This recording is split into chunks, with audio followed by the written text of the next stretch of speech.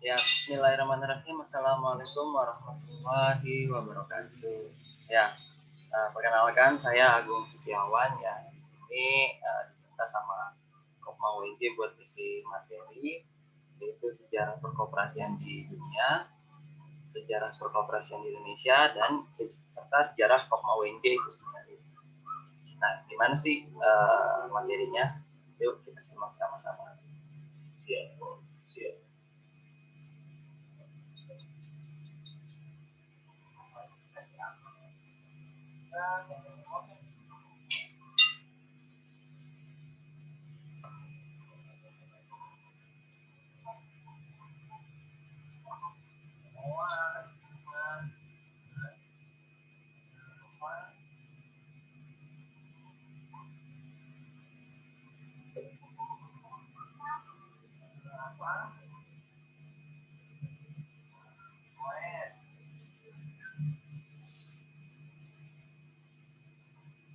Sejarah perkoperasian di dunia dan di Indonesia serta sejarah Kopma WJ. Nah, ini dalam acara pendidikan dan pelatihan dasar Kopma WJ tahun 2020 membentuk pemuda koperasi yang berwawasan, mandiri dan cerdas berkoperasi. Yang dibawakan langsung oleh saya, Agus Setiawan. Ini sedikit profil saya, ya. Profil saya bisa dibaca ya. Ada akun sosial media juga yang bisa diikuti dan ada nomor WA juga kalau mau berhubungan dengan saya langsung by WA. Kita mulai dari definisi gitu ya, dari definisi kooperasi itu sendiri. Definisi kooperasi itu sendiri ya berawal dari kata bahasa Inggris gitu ya, serapan gitu ya, dari kata co dan cooperation yang secara harfiah diartikan adalah usaha bersama gitu ya, bersama. Yang kalau di ICA International Cooperative Alliance itu memberikan sebuah definisi yang begini kalimatnya. The cooperative is an autonomous association of persons united voluntarily to meet their economic, social, and cultural needs and contribution serve the jointly around and democratically control enterprise. Dan kalau di Undang-Undang Dasar itu di pasal 33 dan diturunkan lagi Undang-Undang Nomor 25 tahun 92 itu berbunyi seperti ini. Koperasi adalah badan usaha yang beranggotakan seorang atau badan hukum koperasi dengan melandaskan kegiatannya berdasarkan prinsip demokrasi sekaligus gerakan ekonomi rakyat yang berdasar atas asas keluarga. Ya, jadi kooperatif atau kooperasi itu adalah kumpulan otonom orang-orang yang bersatu secara sukarela untuk memenuhi kebutuhan dan aspirasi ekonomi, sosial, dan budaya bersama melalui perusahaan yang memiliki bersama dan dikendalikan secara demokratis.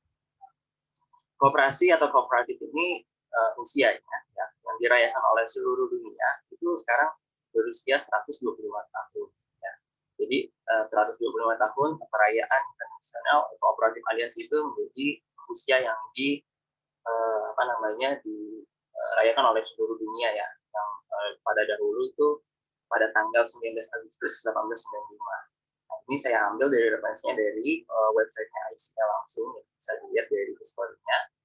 Lalu kemudian apa sih itu koperasi menurut ICA gitu ya? Kalau tadi kan misalnya kalau misalnya apa itu koperasi?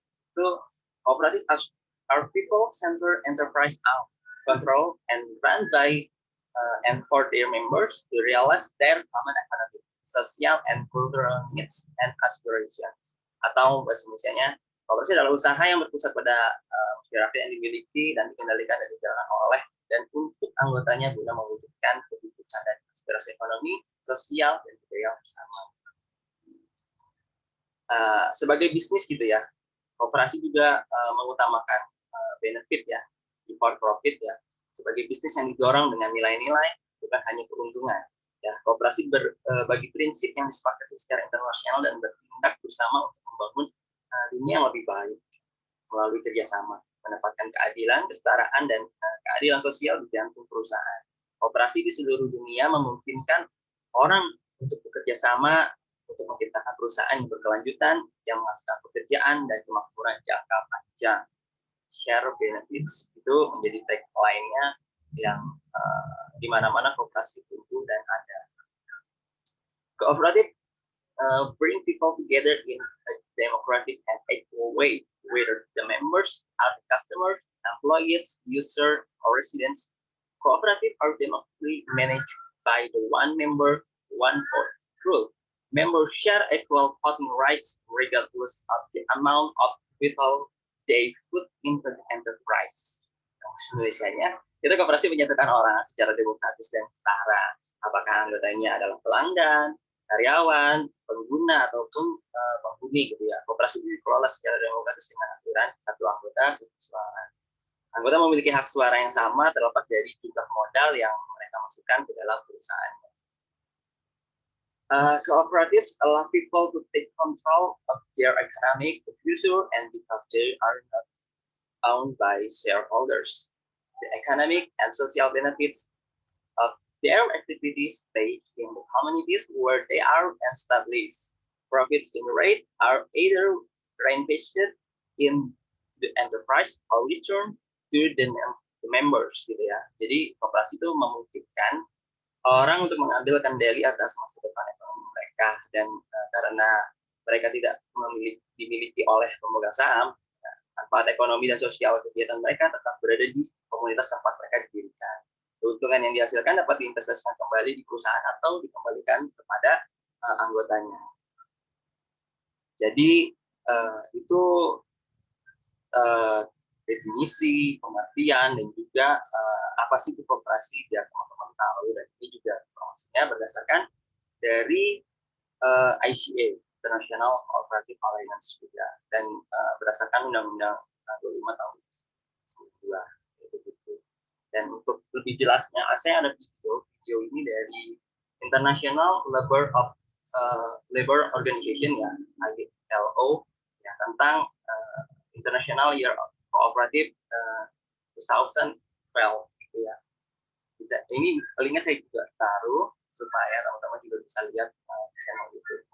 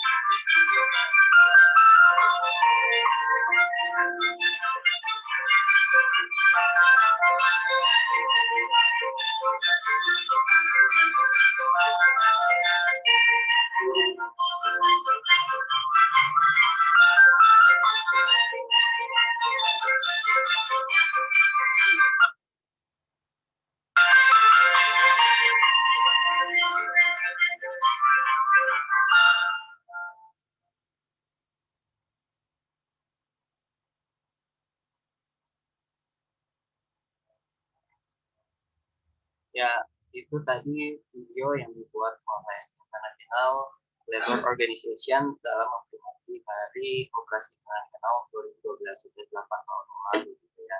Dan menurut data hari ini, the cooperative movement is far from being a marginal.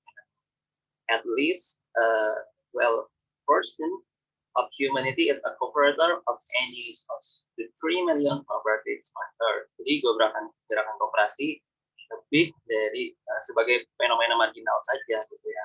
Tapi setidaknya ada 12% dari umat manusia adalah kooperator dari 3 juta kooperasi. Data menurut International Cooperative Alliance yang bisa dilihat langsung di website. Sejarah kooperasi di dunia. Sejarah kooperasi di dunia, catatan paling awal gitu yang ada itu dari sebuah kooperasi yang berasal dari Fenwick, Skotlandia, di mana pada tanggal 14 Maret 1761 di sebuah pondok yang tidak berperabotan lokal memasukkan sekantong oatmeal ke ruang depan John Walker yang bercat putih dan mulai menjual isinya dengan harga diskon.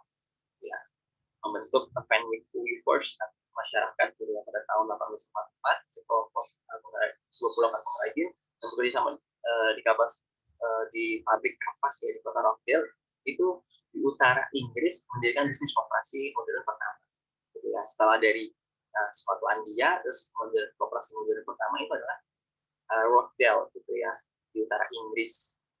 Nah, Rockdale ini menjadi pionir akhirnya dalam gerakan koperasi modern di seluruh dunia yang juga dikenal sebagai Rockdale Pioneers. Mereka dianggap sebagai prototipe masyarakat koperasi modern dan pendiri gerakan koperasi. Nah, ini berdasarkan arsip dari International Cooperative Alliance gitu ya, dalam hal history cooperative movement. Nah, ini adalah bentuk dari tokohnya gitu ya. Jadi para penenun atau pemintal di pabrik kapas di Rockdale ini menghadapi kondisi kerja yang menyedihkan dan upah rendah, dan mereka tidak mampu membeli makanan barang-barang rumah tangga dengan harga tinggi. Mereka memutuskan bahwa dengan mengumpulkan sumber daya yang langka dan bekerja sama, gitu, mereka dapat mengakses barang-barang kebutuhan pokok dengan harga lebih rendah. Awalnya hanya ada 4 barang yang dijual, yaitu tepung, oatmeal, gula, dan mentega, dan itu berkembang menjadi banyak gitu ya. Dan ini adalah bentuk dalamnya gitu ya, bentuk dalamnya. Pioneer Rockdale memutuskan sudah saatnya pembeli diperlakukan dengan jujur, terbuka, dan hormat, sehingga mereka harus dapat berbagi keuntungan yang disumbangkan oleh kebiasaan mereka, bahwa mereka harus memiliki hak demokratis untuk memiliki suara dalam bisnisnya. Setiap pelanggan toko menjadi anggota dan memiliki andil sejati dalam bisnis. Awalnya koperasi hanya buka 2 malam dalam seminggu gitu, tapi dalam waktu 3 bulan usahanya terus berkembang pesat sehingga buka 5 hari dalam seminggu, yang akhirnya nanti berubah menjadi Wall Society Cooperatives gitu ya, yang menjadi toko retail Inggris yang besar. Ini gambarnya saya ambil dari The Guardian. Dan berikutnya koperasi di seluruh dunia mulai berkembang, khususnya di Jerman, di mana di Jerman ini model koperasi yang dirumuskan secara independen dikembangkan oleh di Jerman itu oleh si Friedrich Wilhelm Raiffeisen dan Franz Hermann Scholdelitz gitu ya. Ini Raiffeisen dan Scholdelitz ini awalnya membentuk credit unions pada tahun 1862. Sejak itu model ini telah berkembang ke sektor lain dan menginspirasi pertumbuhan korporasi keuangan di seluruh dunia. Dan ini termasuk di Indonesia yang cikal bakal dari simpan pinjam. Walaupun sebenarnya agak ada perbedaan antara credit union, koperasi kredit dengan koperasi simpan pinjam. Dan di Indonesia sendiri juga ada credit unions gitu ya. Credit unions ini koperasi kredit ya, dan ini untuk yang namanya koperasi kredit. Bicara sejarah koperasi dunia berarti kita bicara Bapak Koperasi Dunia. Bapak Koperasi Dunia itu adalah Robert Owen yang dia itu jadi tokoh gitu ya, jadi tokoh yang mendirikan koperasi muda di Rockdale yang sebagai pemilik dari perusahaan koperasi itu. Dan dia itu apa namanya, punya ide itu dari awalnya itu di perusahaan Falcon Mills yang ada di New Lanark, Skotlandia tadi. Itu yang awal dari dia akhirnya membuka toko koperasi pertama, dan akhirnya dia dijadikan koperasi dunia yang sebenarnya dia ini akhirnya menjadi berpengaruh di mana-mana dan sebagai koperasi dunia. Dia akhirnya banyak terinspirasi ya, termasuk United States juga ya terus jadi apa namanya tokoh yang kira di itu. Berikutnya kalau kita bicara Bapak Koperasi Dunia berarti kita akan bicara Bapak Koperasi Indonesia. Bapak Koperasi Indonesia seperti teman-teman lihat itu ada di sebelah kanan, itu founding fathers bangsa kita gitu. Lebih tepatnya negara kita gitu ya, yang sangat merdeka gitu. Dr. Honoris Causa Fernandes Haji Muhammad Hatta, lahir dengan nama Muhammad Hatta, populer sebagai Bung Hatta, lahir di Ordekok, yang sekarang itu namanya Provinsi Sumatera Barat, Hindia Belanda, karena dulu belum dinamakan Indonesia Hindia Belanda, 12 Agustus 1902, dan meninggal di Jakarta 14 Maret 1980 pada umur 70 tahun. Adalah tokoh pejuang, negarawan, ekonom, dan juga wakil presiden Indonesia yang pertama. Dia bersama Soekarno memainkan peran penting untuk kemerdekaan bangsa Indonesia dan dari penjajahan Belanda sekaligus membawa pemerintah pada 17 Agustus 1945. Dia juga pernah menjabat sebagai Perdana Menteri dalam Kabinet Hatta I, Hatta II, dan Pris. Ya, ia mundur dari jabatan wakil presiden pada tahun 1956 karena berselisih dengan Presiden Soekarno. Dia juga dikenal sebagai Bapak Koperasi Indonesia. Seperti itu. Sekarang kita bicara pendiri koperasi kami. Ya, ini menurut catatan yang ada bahwa Raden B. Arya atau Radennya B. Arya Wiratmaja adalah perintis berdirinya Bank Indonesia yang merupakan salah satu bank yang pemerintah terbesar di dunia. Lalu ia membentuk sebuah lembaga semacam bank yang disebut The Purwokerto Health and Spurs Bank, The Indies Scotland, dan menjadi awal perusahaan Bank Federal Rakyat Indonesia. Jadi pertamanya modal pada tahun Desember 1895 dijadikan secara resmi Bank Federal Rakyat pertama di Indonesia dan Health Spurs Bank The English Betters atau bank bantuan dan simpanan milik kaum buruh yang berkebangsaan Indonesia atau PBB, yang kemudian dijadikan sebagai hari kelahiran PBB. Dan sekaligus ini juga menjadi catatan bahwa koperasi pertama modern yang ada di Indonesia itu ini, walaupun nanti akan ada beberapa cikal bakal dari koperasi di Indonesia. Dan ini dengan yang kanan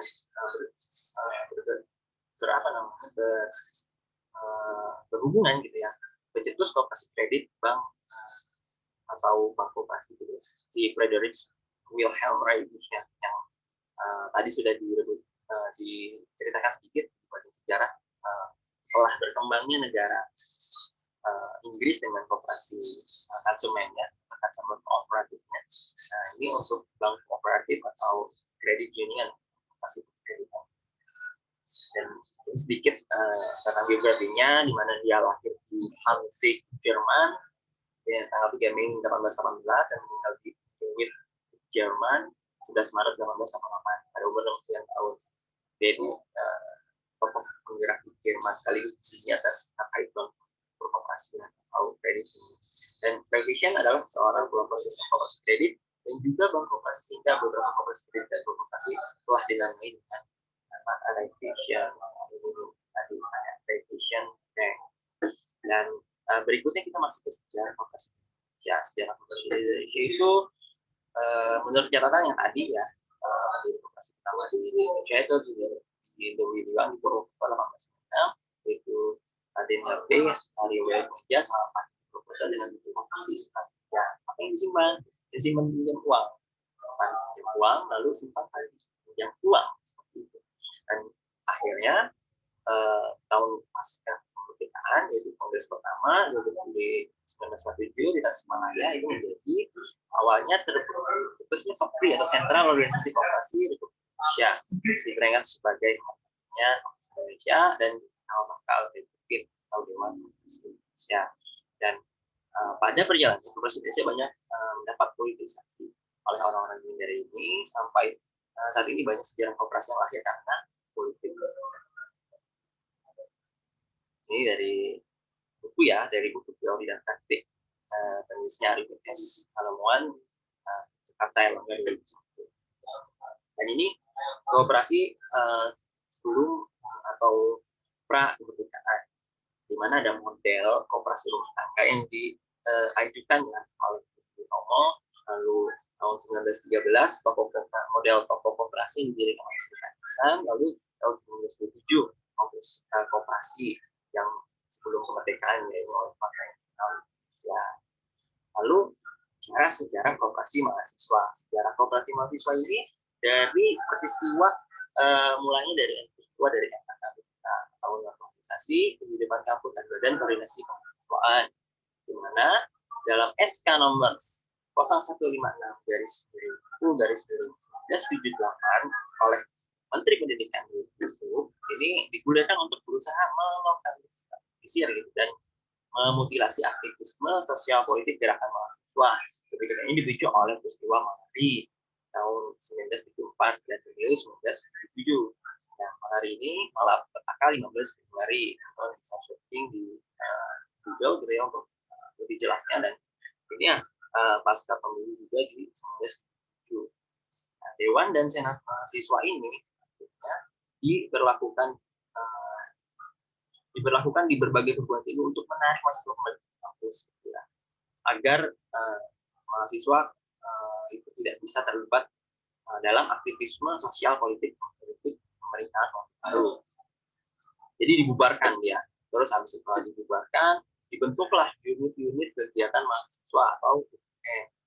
Dari BKK berdasarkan SK Menteri P7K nomor 037 garis-1979, kebijakan tersebut membahas bentuk susunan lembaga organisasi kemahasiswaan di lingkungan perguruan tinggi, dan akhirnya muncullah teater mahasiswa, kerohanian mahasiswa, gitu, pramuka, mahasiswa, ketika alam, olahraga, pers, musik, seni, dan vokasi mahasiswa. Ini sumbernya dari newsoccasion.com gitu ya, dan Output Institute gitu ya, sejarah koperasi dan politik bisa dibuka ya sumbernya kalau teman-teman mau baca. Dan sekarang masuk ke sejarah koperasi mahasiswa Universitas Jakarta. Koperasi mahasiswa Jakarta itu bentuk pertamanya didirikan mulanya diinisiasi pada tahun 1991. Lalu tahun 1991 sudah lahir kembali memiliki badan hukum. Nah, di sini baru tercatat sebagai hari kelahiran KPUJ secara yuridis atau secara hukum gitu ya. Dan tahun 1997 perubahan ADRT dilakukan. Ini berlanjut lagi berubah pada tahun 1998, terjadi perubahan nama dan perubahan logo yang mengikuti dari perubahan nama dan perubahan logo dari IKIP Jakarta menjadi Universitas Jakarta. Lalu yang 6 tahun yang lalu, juga tahun 2014, ya, ini saya sudah jadi pengurus koperasi di tahun 2014 ini, kita mendapatkan bantuan dan memiliki NPWP gitu ya. Jadi koperasi yang ya, dulu sebelumnya kita belum punya NPWP. Nah, ini untuk keperluan dari mendapatkan. Dan akhirnya saat ini teman-teman semua hadir di sini dari proses kaderisasi yang terus berlanjut dilakukan oleh Universitas Jakarta. Lanjut, jadi di nama kooperasi yang dulu itu adalah Koperasi Mahasiswa IKIP Jakarta, ya, tahun 1981 IKIP Jakarta. Sejak tahun 1970 IKIP Jakarta telah berupaya untuk masyarakatkan kooperasi baik di kalangan karyawan, dosen maupun mahasiswanya, itu awalnya. Lalu ditunjang dengan kerjasama Direktorat Jenderal Koperasi kepada IKIP Jakarta, bidang pendidikan pelatihan mendiseminasikan ide dan cita-cita gerakan koperasi sehingga akhirnya profesi mahasiswa khususnya profesi mahasiswa Universitas Data yang merupakan bentuk konkret ya, untuk pembinaan keterampilan dan membentuk sikap berkoperasi maupun dalam upaya membantu terlaksananya proses belajar mengajar tentang koperasian. Ini sumbernya dari laporan proyek pembentukan koperasi mahasiswa Yogyakarta. Nah, mewujudkan demokrasi ekonomi, ya, mewujudkan demokrasi ekonomi ini itu maksudnya adalah koperasi bukan hanya wadah ekonomi saja, namun ideologi yang melandasi cita-cita demokrasi ekonomi pada pasal 33 Undang-Undang 1945 dan Repelita ya, rencana pembangunan 5 tahun. Jadi satu, mendidik para mahasiswa agar berjiwa penuh pengabdian serta memiliki rasa tanggung jawab yang besar terhadap masa depan bangsa dan negara Indonesia. Dua, menggiatkan mahasiswa sehingga bermanfaat bagi usaha-usaha pembangunan nasional dan pembangunan daerah. Tiga, integrasi dan konsolidasi kegiatan-kegiatan dan cendekiawan sesuai dengan profesinya dalam wadah-wadah yang efektif sehingga mereka dapat menyumbangkan prestasi dan partisipasinya yang positif. Dan sama ini masih dari sumber yang sama dari laporan proyek pembentukan Koperasi IKIP Jakarta tahun 1981. Nah, Koperasi mahasiswa itu memiliki tujuan studi tentang ilmu koperasi, simulasi pembangunan dan pengembangan koperasi dengan partisipasi langsung dari mahasiswa. Ya, diprakarsai dan dibentuk dan dikelola sendiri oleh mahasiswa dan memiliki manfaat. Satu, menolong ekonomi golongan lemah dari mahasiswa dan kesejahteraan mahasiswa untuk memenuhi kebutuhannya di kampus. Dan prinsip yang digunakan adalah mendidik koperasi dan koperasi mendidik. Ya. Kemudian tujuan koperasi mahasiswa itu adalah menciptakan mekanisme penunjang atau sarana pemenuhan salah satu kebutuhan mahasiswa yaitu kesejahteraan mahasiswa. Menciptakan suatu forum komunikasi antar mahasiswa dalam merencanakan, melaksanakan, dan mengawasi segala upaya pemenuhan bersama yang dirasakan bersama dalam satuan organisasi yang berbentuk koperasi mahasiswa. Menciptakan suatu sarana orientasi dan praktek pengalaman lapangan bagi mahasiswa dalam studinya tentang masalah koperasi. 4. Mengembangkan pada diri mahasiswa ini jiwa mandiri dan kewirausahaan sehingga mampu bertindak atas dasar prinsip swadaya, swasembada dan swakarya. 5. Menciptakan suatu sarana pemersatu mahasiswa antar fakultas di lingkungan Jakarta gitu ya, yang berorientasi pada usaha konkret bagi pencapaian kesejahteraan mahasiswa. Sumbernya masih sama. Dan metode pendekatan yang dilakukan pada saat itu adalah pendekatan partisipatif, di mana menumbuhkan, membina, dan mengembangkan partisipasi mahasiswa sendiri dalam upaya komunikasinya. Dilandasi atas dasar cita-cita, prakarsa, dan keyakinan mahasiswa itu sendiri. Dan merupakan problem solving dari pembentukan koperasi ini adalah sebagai satu bagian yang tak terpisahkan untuk ikut membantu memecahkan masalah-masalah mahasiswa di bidang kesejahteraannya, khususnya dalam membantu masalah-masalah kesejahteraan di kalangan mahasiswa yang menduduki posisi ekonomi lemah dan berpenghasilan rendah. Kemudian ini terpadu ini artinya mempersatukan semua kegiatan berserakan dan bersaing-saingan di kalangan mahasiswa sendiri dalam usaha kesejahteraannya, terpadu dalam satu wadah usaha dan program bersama yang konsisten dan realistis. Dan terakhir adalah pembentukan kelompok dinamik, di mana kelompok dinamik ini terutama akan berfungsi sebagai change agent, ya, atau agen of change gitu ya, usaha pemberian latihan, bimbingan, dan penyuluhan operasi di bidang organisasi, kegiatan usaha, manajemen, administrasi, dan pemodalan mahasiswa. Dan dilandasi keyakinan bahwa usaha mahasiswa yang luas cakupannya meliputi seluruh KIP, gitu ya, institut perguruan di Jakarta yang harus diorganisir secara sosial. Dan sasaran keanggotaan di koperasi mahasiswa itu Jakarta pada awalnya itu adalah seluruh mahasiswa program sarjana dan diploma. Jadi dulu masih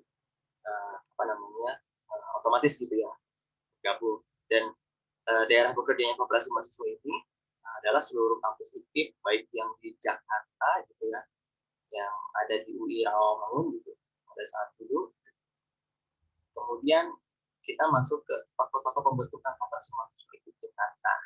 Jadi waktu saat dibentuk pada awalnya banget yang inisiasi salah satu itu ada Profesor Dr. Den Sudirman Rosi Sudarmo MA. Itu rektor IKIP Jakarta pada saat itu dengan pembantu rektor tiganya Dr. Andes C. Matakupan. Di mana badan pengurus saat pertama kali gitu ya dibentuk ini adalah Harom, Edi Siswoyo gitu ya, aku Sugianto, Milza dan bisa badan pemeriksa ya. Dulu masih pakai undang-undang tahun 1967 yang dimana belum ada yang istilah dengan badan pengawas. Kalau dulu namanya badan pemeriksa. Nah, ini badan pemeriksanya itu adalah Habibah, Muslim dan Gudong, 3 orang. Dan ini adalah panitia bentukannya diketuai oleh Edi Siswoyo, Sekretaris Dewan dan Saudara Lis Sulistyowati.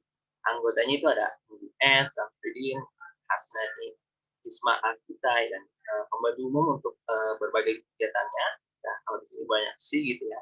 Itu ada Taharudin, Muslim, Subagio, Aisyah, Dekaderiana, dan Junia Ismail. Nah, ini adalah tokoh-tokoh awalnya pada 1981 sehingga Koperasi Mahasiswa IKIP Jakarta itu ada. Dan Koperasi Mahasiswa IKIP Jakarta tahun 1991 sampai 1992 itu melakukan rapat pembentukan mendapatkan hukum gitu ya. Melalui rapat pembentukan ini pada tanggal 20 Mei 1991 dibuatlah ADART yang digunakan sebagai landasan operasional Koperasi Mahasiswa IKIP Jakarta. Adapun pendirinya itu adalah Saiful Rahman, Rahdiman, Diana Sinta, Dayat, dan Fardianto. Ini untuk yang pasca dulu diinisiasi sempat mati dan hidup kembali pada tahun 1991 dan mendapatkan badan hukum tahun 1992. Dan pendaftaran gitu ya. Kemudian pada tanggal 15 Novembernya di tahun 1991 itu pendiri Koperasi Jakarta menangkap Koperasi Jakarta merupakan identitas yang ada di Departemen Koperasi berdasarkan UU Perkoperasian nomor 12 tahun 1967. Nah, ini yang tadi saya bilang UU Perkoperasian sebelum Undang-Undang nomor 25 tahun 92. Karena ini 91 ya. Dan akhirnya legal ya menjadi badan hukum pada tanggal 21 April 1992 yang ini akhirnya gitu ya dengan nomor 2887 garis miring B titik H garis miring 1 ini pertama berarti ya. Terus dengan demikian Koperasi Jakarta kekuatan badan hukum yang sah dan akhirnya dijadikan hari ulang tahun Koperasi Mahasiswa Universitas Jakarta dulu IKIP ya. Dan Koperasi Mahasiswa IKIP Jakarta tahun 1997-1998 itu melakukan pergantian ADART ya sejalan dengan perkembangannya Koperasian UU ADART Koperasi IKIP Jakarta disesuaikan dengan UU yang baru UU nomor 25 tahun 1992 ya pada tanggal 9 Desember 1996. Koperasinya mengadakan rapat anggota khusus untuk mengadakan perubahan ADART baru dan pada tanggal 10 Januari 1997 Koperasi Jakarta mendapatkan nomor badan hukum baru yaitu nomor 5 garis miring B3H yang bisa dibaca ya tahun 97. Nah, pergantian nama dan logo itu di tahun 98 di mana IKIP Jakarta bertransformasi menjadi Universitas Jakarta dan Koperasi Mahasiswa pun itu berganti dan nama serta logonya pun mengikuti ya berganti sesuai dengan universitas. Lalu kita masuk lagi ke estafet kepemimpinan. Estafet kepemimpinan ini saat ini Kopassus telah mengalami pergantian ketua umum berikut ketua umum gitu ya. 21 kali. Mungkin ini sekarang aku koreksi ya. Bukan 21 kali tapi ada 24 kali gitu ya. Ini apa namanya? Belum aku ganti gitu ya. Ini pernah aku bawakan ke materinya dulu waktu di departemen gitu ya. Namun ini perlu juga diceritakan ternyata pada dari tahun 1992 hingga sekarang. Ini nama-namanya. Jadi pada tahun 1992 sampai 1995 itu nama ketuanya itu namanya Arneldi ya. Lalu pada tahun 1995 sampai 1997 itu namanya Kak Anggit Wismantoro. Lalu tahun 1997 sampai 2009 itu Budi Hadiansa. Lalu pada tahun 1999 sampai 2001 itu namanya Haji. Dan tahun 2001 sampai tahun 2002 itu Ibu Marsofiati yang sekarang jadi dosen pembimbingnya Koperasi Mahasiswa Universitas Jakarta, dan dilanjutkan kembali tahun 2021 tahun 2003 itu namanya Bayu Asmoro, Kak Bayu. Terus tahun 2003 sampai tahun 2004 itu ada Kak Amelia Lucianti, 2004-2005 ada Siska Emi, 2005-2006 ini Evelyn Siahaan, 2006-2007 itu Irfan Fauzian, 2007 itu Priandono, 2008-2009 itu Kayu Prasasti, 2009-2010 Kak Ria Rahmayati, 2010-2011 itu Kak Kamaraya, 2011-2014 itu Yudhistira Manik, atau biasa kita panggil Kak Manik. Ya. Terus ada 2012-2013 Kak Anggi Ardian Stefan Nurdin, itu SANIS Stefan Nurdin. Nah, ini salah satu dari Dewan Penasihat juga dari Koperasi Mahasiswa di Jakarta. Lalu 2013-2012 itu ada Kak Reski Alam Salba, ya. Kak Reski juga menjadi Dewan Penasihat di Koperasi Mahasiswa di Jakarta. Lalu udah 2014 ada Kak Firman Dimitrianto, 2015-2016 itu ada Kak Alfi Aklam Orang gitu ya. Kalau Kak Firman ini ketua pertama saya ngurus, kalau Kak Reski pertama saya daftar di Koperasi Mahasiswa, kebetulan saya angkatan 2013-2014. Lalu 2016-2017 saya sendiri yang menjadi ketua ONJ. 2017-2018 itu ada Ayunita, 2018-2019 itu ada Saifuddin, ya. Lalu 2019-2020 ada Fadli Rahmansyah, dan terakhir sekarang 2020-2021 ada Kak Guntur Putra. Ya, itu sejarah dari kemungkinan sampai kemungkinan dari mahasiswa kata dulunya dari IKIP, ya. Dari tahun 81 malah dari pola pembentuknya, dan sekarang apa sih perkembangan koperasi yang terbaru? Yang perkembangan koperasi yang terbaru itu adalah tentang platform kooperatif. Jadi platform kooperatif ini apa sih? Adalah a hub that help you start, grow, or convert to platform co-ops gitu ya. Jadi sebenarnya ada website namanya platform kooperatif consortium, di mana dia menjadikan sebuah penghubung untuk menolong kamu untuk memulai, tumbuh, ataupun mengkonversi gitu ya sebuah kooperasi atau sebuah perusahaan menjadi sebuah platform co-ops gitu ya. Perkembangan kooperasi ini apa sih itu platform co-op gitu? Cara platform co-op gitu. Platform co-op itu adalah bisnisnya menggunakan situs web, aplikasi seluler, ataupun protokol untuk menjual barang atau jasa. Mereka menggunakan pengambilan keputusan yang demokratis dan bekerja bersama atas platform kerja dan pengambilnya. Gitu ya. Salah satu contohnya adalah Kumpul in New York City, ya. Dan ini apa namanya, berdasarkan World Cooperative kita. Nah, kita akan lihat ini skemanya di platform kooperatif khususnya Apenco. Sebelah kiri itu yang dijalankan oleh Apenco, yang sebelah kanan itu dijalankan oleh platform kapitalisme atau platform kapitalis gitu, yang mengeksploitasi dari gig workers. Gig worker ini apa sih? Gig worker itu adalah individual contractor, kalau bahasa kita populernya adalah freelancer. Jadi freelancer yang ada hari ini yang menggunakan aplikasi untuk dia mendapatkan sebuah pekerjaan, itu dieksploitasi oleh owner dan investor dari si pemilik aplikasi tersebut. Ya, pembagiannya sangat tidak adil, sangat eksploitatif gitu ya. Dan kalau di koperasi, mereka yang punya, mereka yang mengatur, dan mereka yang akhirnya menggunakan dari sebuah platform tersebut. Bahkan data-datanya mereka itu adalah milik mereka, bukan dari owner ataupun investor yang ada. Ini ada video Up and Go biar lebih jelasnya tentang bagaimana sih Up and Go beroperasi hari ini, dan juga koperasi pekerja itu seperti apa, dan platform kooperatif itu seperti apa. Ini dari channel YouTube Around the World Cooperative ini aktif untuk memperlihatkan kepada teman-teman bahwa ada loh koperasi di dunia itu modelnya macam-macam, dan termasuk itu yang melihat platform kooperatif.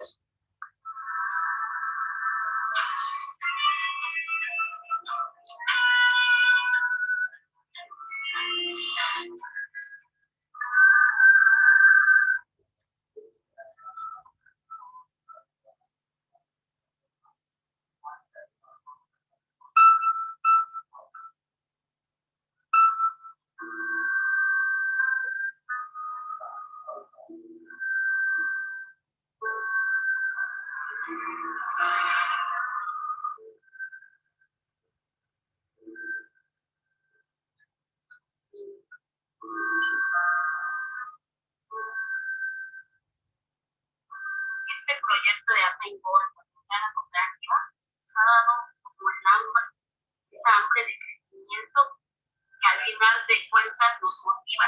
Que tenemos de repente los bajones de que estamos cansadas, queremos descansar,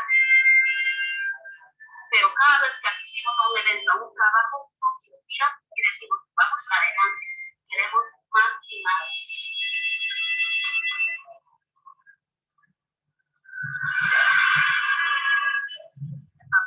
Nos ha dado esa motivación, esa pasión por lo que hacemos, porque ahora un momento limpiaba la casa y ahora voy y digo, wow, me siento tan profesional, me siento que yo estoy haciendo la diferencia.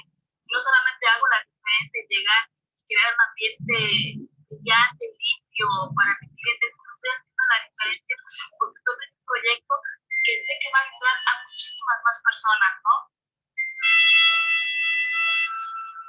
Yo no sé qué sirve una app, para qué, yo realmente no sabía, no entendía eso, ¿no?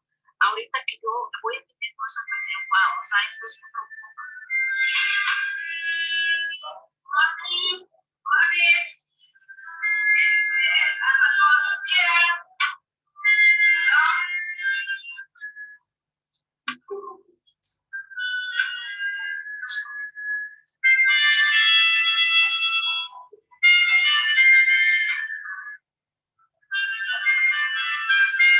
Desde que llegué hace 16 años aquí a Nueva York, he trabajado de limpieza por mi cuenta y sí, sufrí muchas cosas que no me pagaban. A veces me daba temor de rechazar un trabajo porque decía lo que me paguen es bueno porque necesito dinero, ¿no? Y tal vez eso, poco a poco, el mismo idioma también me cortaba, ¿no? Cuando uno encuentra esas organizaciones o este tipo de proyectos innovadores como Ataco, o sea, dice uno, wow, o sea, estaban esperando por mí lo que estaba haciendo allá, ¿no? Pero, como les vuelvo a repetir, a veces nosotros nos ponemos nuestros propios límites, pero creo que desde el momento que yo decidí abrir esta puerta para esta oportunidad, esa fecha está marcada en mi calendario porque ha hecho la diferencia.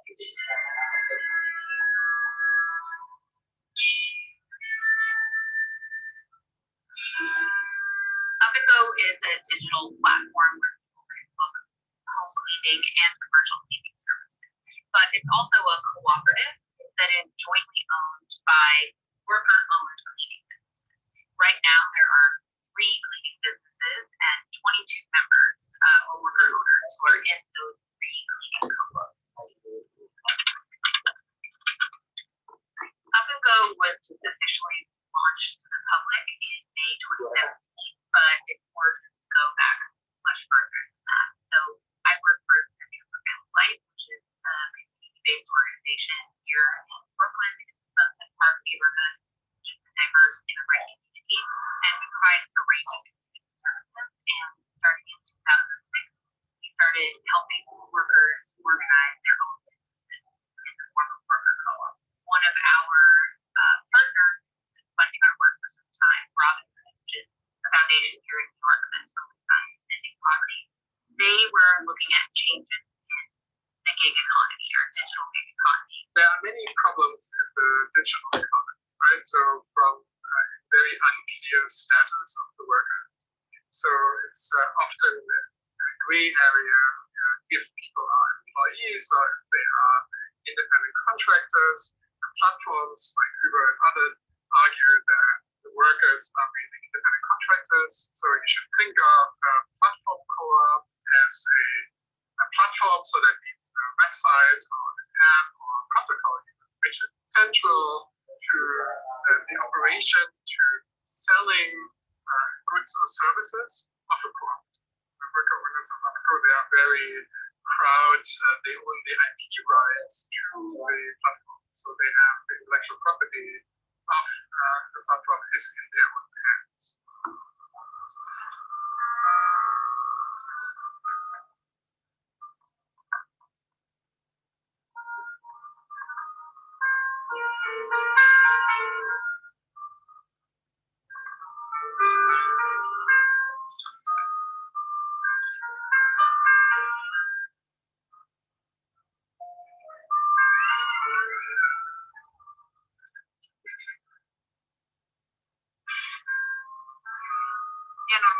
nos levantamos temprano, es desayunar con los niños y después pues, ver ya la orden que uno tiene para ir al trabajo. Yo veo el teléfono y por parte de la plataforma que es Ofeco, pues nos mandan por WhatsApp, nos manda la orden y nosotros tenemos que buscar el lugar donde vamos a ir al trabajo. Preparo mis cosas, preparo mis líquidos para trabajar, son orgánicos. Pues. Voy, trabajo 4 o 5 horas, trabajo y ya por la tarde pues uno llega con los niños y a descansar un rato y el día siguiente si hay trabajo, si hay que chequear otra vez el teléfono por si te llegó otra orden para ti. Un niño de 20 años, él me dice que, ay mamá, ahora te veo contenta para trabajar. Antes venías enojada con cualquier cosa. Ahora no, mami. Ahora te miro que vienes contenta del trabajo. Yo creo que mami es por la cooperativa. Te digo que las redes sociales son importantes y las podemos agarrar para bueno. Digo, si no estuviéramos en Opengo todavía no trabajamos.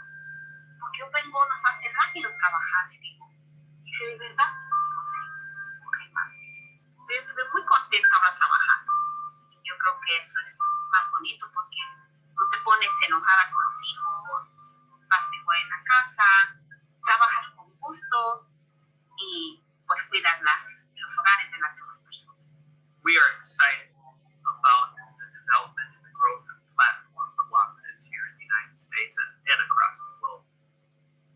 We know that the platform economy is not the economy that's coming.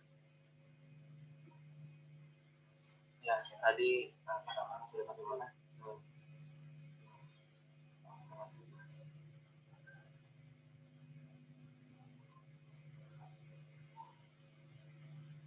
Mungkin nanti dibahas saja ya tentang platform cloud ini. By the way, terima kasih yang udah lihat video saya ini. Semoga nanti kita pas ketemu bisa banyak diskusi. Dari saya itu bisa follow IG saya juga di @agustinus_. Terima kasih. Assalamualaikum warahmatullahi wabarakatuh.